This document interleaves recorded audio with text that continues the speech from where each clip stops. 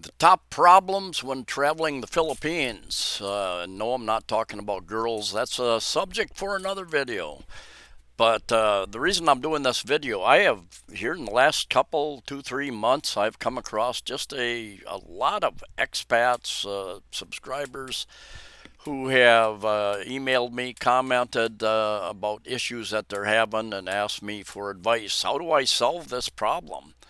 And a big thing. It's bad enough if you can't access your money in your own country, which can happen. Your ATMs can be down, the internet can be down, and you don't have access, can't pay your bills, all sorts of things in your home country. But imagine you're halfway around the world in a foreign country. So I'm going to tackle a couple subjects here. Primarily losing access to your money when you're overseas, and also communication back to your country, to your banks, your friends, family, credit card companies, all that type of thing, all the legal side of things, and that can be a big issue as well, and I'll get into that a little deeper. First off, you should have three ways, at least three ways, to access your money while you're overseas: ATMs, money transfer services, and your credit card. Credit card can bail you out, especially if you're in the hospital. Most hospitals will take credit cards, and you get this huge bill. Not all ATMs will accept international cards, foreign cards, number one. Number two, once you get out of the bigger cities, it's more difficult to find ATMs that are working, number one, that have cash in them, number two, and they have to be part of the network that your credit card is on. This is just one example here online. There are a number of different types of networks that these credit card companies and banks sign up for, and I've had a number of banks that are not on the same network as my bank, and my ATM card would not work there. So use your credit card and your ATM card early to make sure they work. Make sure that you have notified your bank, credit card companies, anybody else that needs to know that you're going to be out of the country. I've had a couple friends do that. They got here, they waited till the last minute when they needed money, and their card didn't work. They had to call the bank, the credit card company, uh, to verify. I think some of these banks and credit card companies, they wait until you actually show up in the foreign country to see if you're actually there. Your bank at home probably has you on some kind of a cash limit per day. Now that is in their time zone. Keep that in mind, because the Philippines is still a big cash society. If you need to pay rent, 3 months, 1 month's rent and 2 months security deposit. If 30,000 per month, then you're coming up with 90,000 pesos. Depending upon your limit, you might have to go to the bank 2 or 3 different days in your time zone in order to take out enough cash to pay for your rental. I had a $300 per day cash limit from Wells Fargo when I first came here, and eventually I got that bumped up to $1,000 a day, which helps. Now a lot of the ATM companies, the banks here only allow you 10,000 pesos per transaction.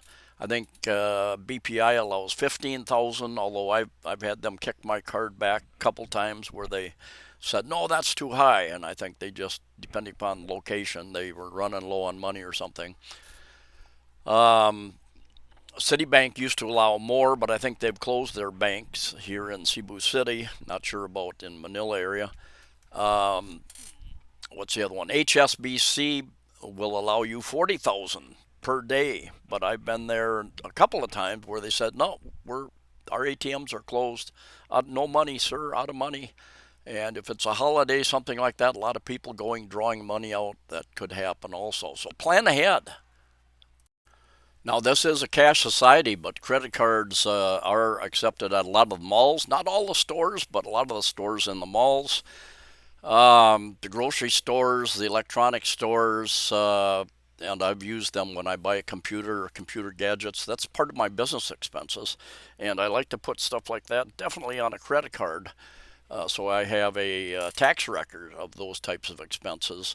Now, most credit cards charge an international fee. and we'll talk about Charles Schwab here in a minute and some of the changes that's happening there. They have an international fee up and above their regular interest rates, and you don't want to rely on high interest credit cards, but you want to find a credit card that does not have an international fee. That's an extra 2-3% at least, something like that. And I've got a plug here to give you, just a little plug.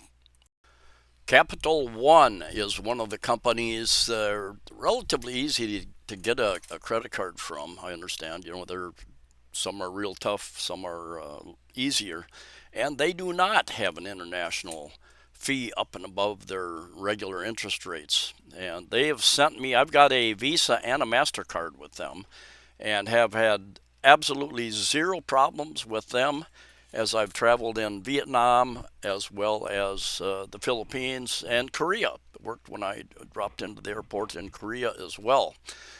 So you might consider that. If you use the link in the description, the first comment that I pin has a link to their promotion. And I think they give me a credit on my account for the first 5 people that sign up, something like that. So, yeah, it would help me. It doesn't cost you anything extra. And pretty good card for international travel anyway. Now let's talk about some of the other cards out there. Charles Schwab has been undergoing some issues here lately. Charles Schwab cards work around the world, but they're basically, you have to be in the U.S. to get one. Maybe in Canada also, I'm not sure.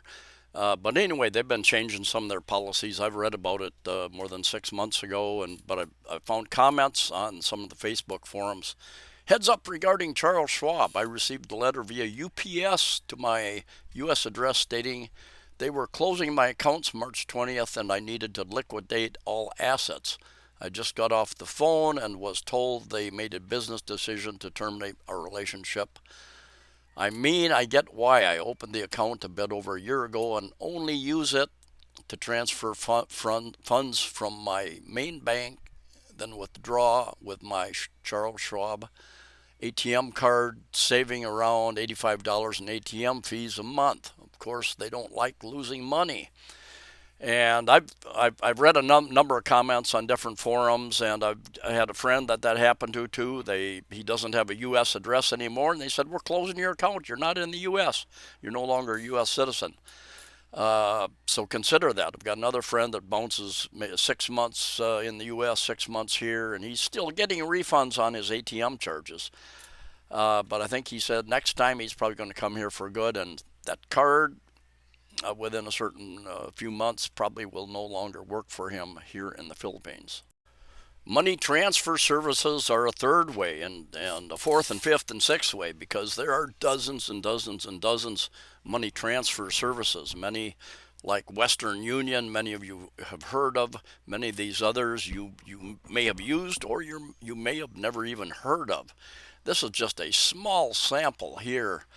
Transfast, Tranglo, Remitly, which I think I used once. World Remit, I tried to use once to send $1,000 to myself, and they said, your money's waiting for you. I was going out the door, and they sent me a message saying, your account has been canceled. We think you're a fraudulent.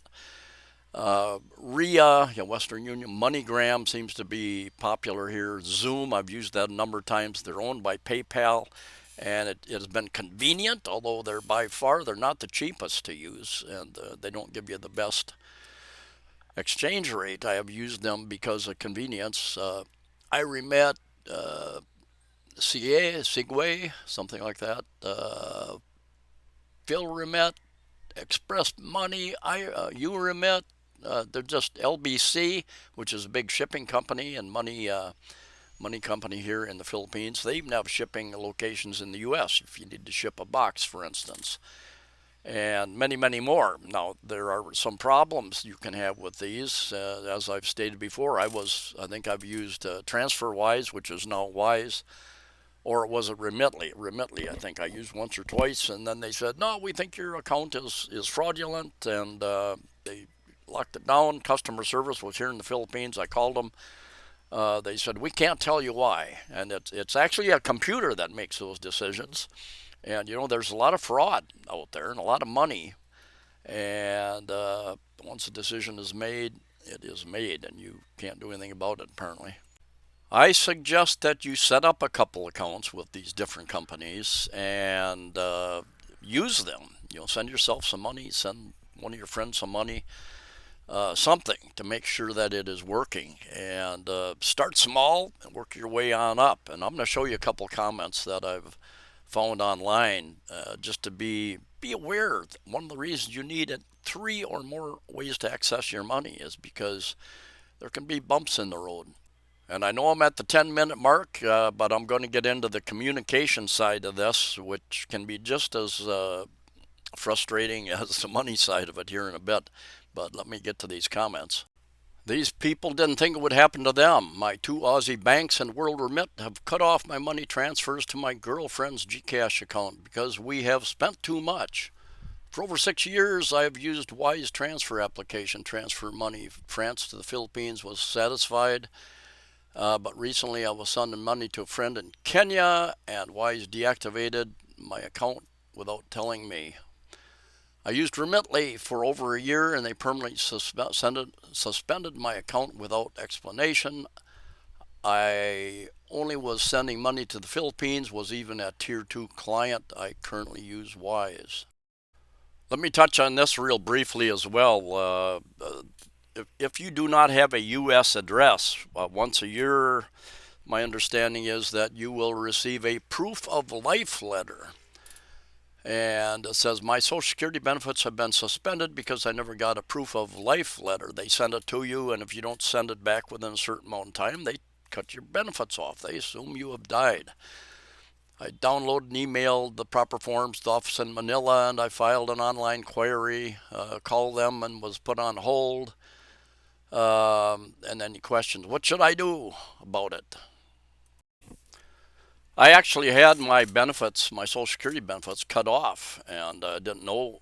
I didn't get a letter, and it was a different type of letter. They said, oh, we overpaid you for the past X number of months, and we're not going to pay you anything for 6 months, or you can fill out this form and we'll adjust it and just lower your benefits for X number of months.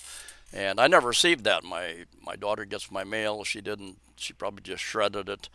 And after not receiving it a week or two later, I called them and they said, "Oh yeah, we sent you a letter." And they said you can go to Manila Social Security office and apply, and it might take a month or two to get lower benefits for a while.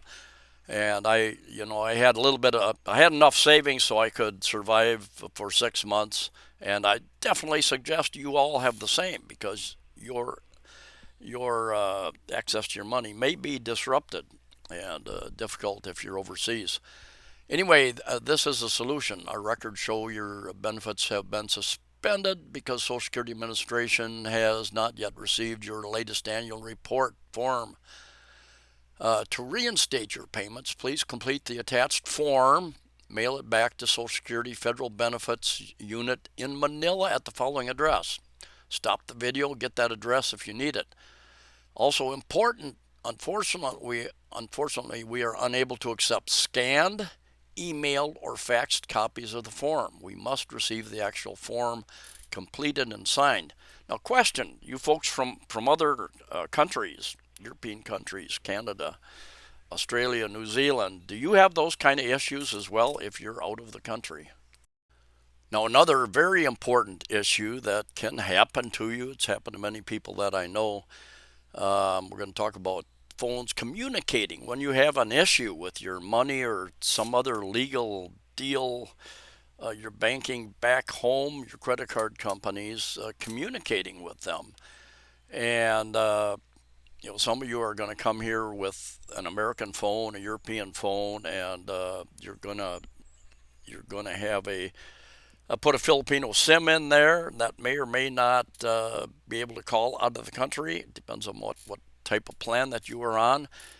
Plans are changing. There's also such a thing as called an eSIM. Some of the newer phones will accept an eSIM. It's not a physical SIM, but it's an electronic SIM that you can download. There are a number of different companies. I'll do a video about it soon. and you pay a certain amount per month for a certain amount of usage and data in different countries as you travel, and very convenient if you have one of the newer phones that will accept that. And I even saw them selling it at one of the stores here in the Philippines recently, an eSIM. I used T-Mobile when I first came here, and I paid $30 a month for their international plan.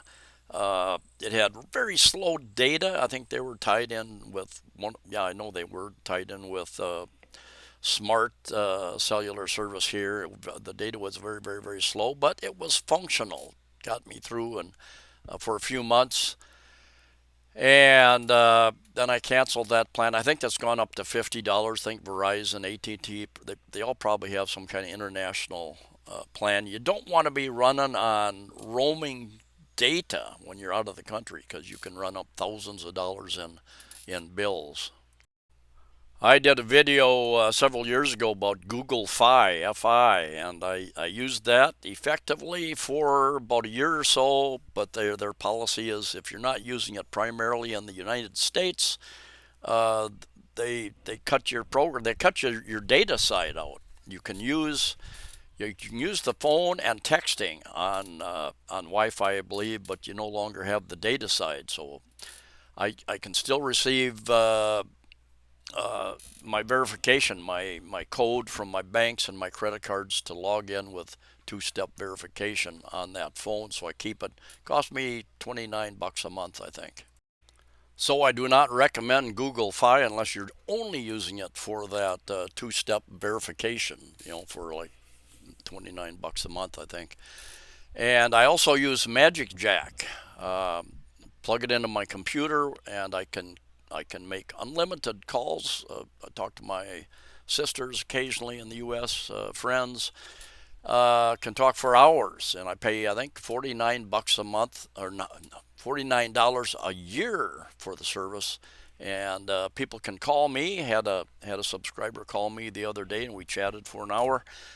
And I can call out and talk to people in the U.S. I think Canada also. I'm not absolutely positive. It's an evolving service. I actually had somebody buy it and activate it for me in the U.S. and bring it over to me. I did not buy it before I came over here because when I read about it, they seem to have some bad customer service complaints, that type of thing. But I have had really good luck with it. I'm very happy with my Magic Jack. Somebody told me you can have an app on your cell phone and you can plug it into your internet router, and it will ring into you as long as your cell phone is on data as you're out and about. It will actually ring into your cell phone, and that it may work with two-step verification as well. Not absolutely positive. I have not used it that way. It is a very cheap investment and solution, and just like with your money, being able to access your money, you should have a couple different ways to communicate with your banks, your loved ones, credit card companies, other legal issues as well. My bank doesn't have an email address, so I can't email them stuff, for instance. Uh, so if I call, I need to use something like this. There are other types of phone services that you can use internationally, like Skype, Zoom, a few other things. People have told me they've used it successfully. I have not used them, so not exactly sure. Um, I think Google has meetups, and the different internet companies have different types of ways, and that's something that's evolving over time as well. So do your homework, your due diligence. Have more ways to solve your possible problems than what you think you might need. And just a couple last things in summary. It's easy to come over here to the Philippines or Thailand, Cambodia, wherever, Vietnam, and think you have a lot of money. You're from the U.S. and your money goes a lot further in these countries. The cost of living is much less. It's very easy to overspend. So, number one, stay in control of your money. Keep track of how you're spending your money. Know what your budget is. Your housing, the experts say, should only be 25-30% of your net income. Figure that out. And if anything, when you first come here, I suggest you stay on the low end. It's tempting to go out and, hey, I really like this place. It's a lot higher than what I wanted to spend, but I'll just cut back in other areas, and you lose track of what you're spending money on, and pretty soon you're spending more money than what your income is here. I'll do a video on cost of living and the $1,000 bracket, the 1,500, the 2,000 bracket, and up above here in the not too distant future. The Philippines has a lot to offer. It can be a wonderful, great experience, or you can have some bad experiences for a number of reasons, with relationships, with banking and money and travel issues, just a bunch of different things that can happen as you travel here or around the world. Here's hoping that it'll be one of your best experiences ever, especially if it's your first time over here. People are friendly, they're tolerant, they're very accepting, and very helpful. Has been my experience. Looking forward to your comments, and remember that Capital One Visa or Mastercard works very well. Doesn't have the international charge, and there will be a link in the first comment, the pinned comment, as well for their promotion. Anyway, thanks for coming along. Stay safe, safe travels, and I'll see you next time.